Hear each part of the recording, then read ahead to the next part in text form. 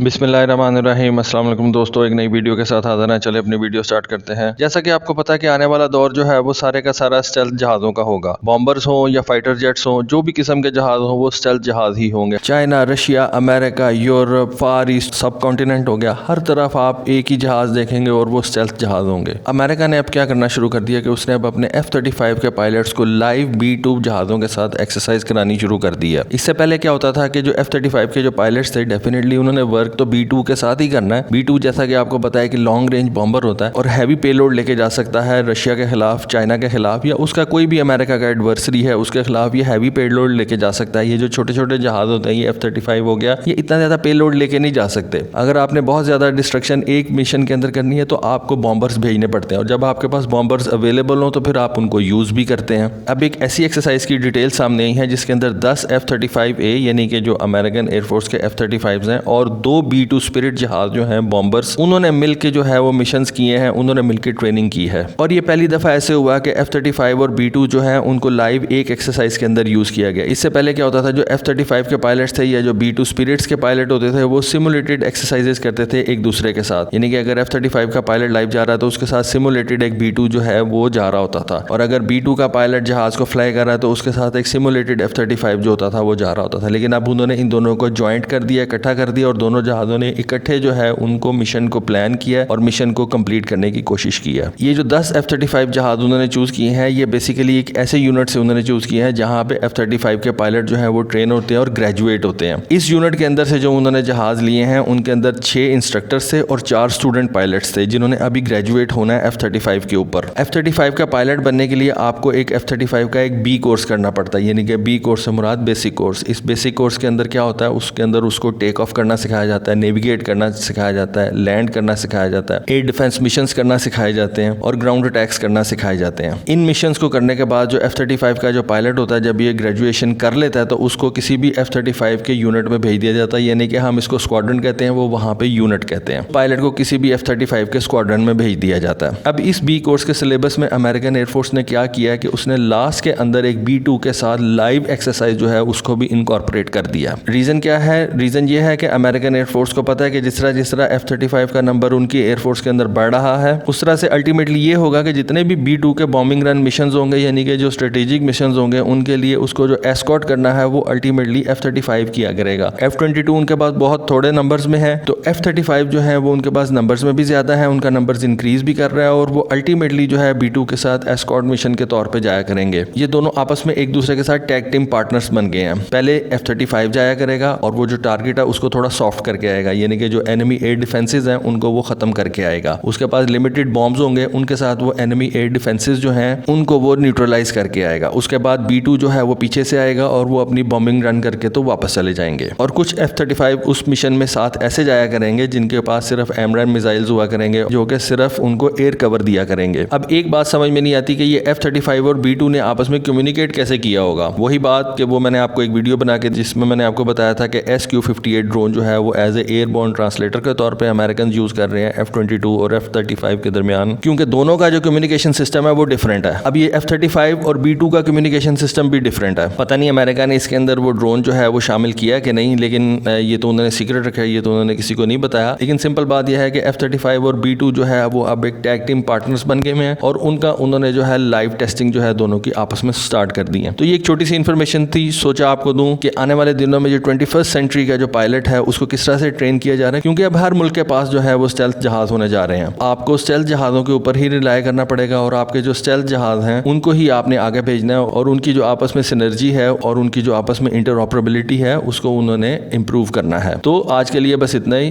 Thank you. Allah Hafiz.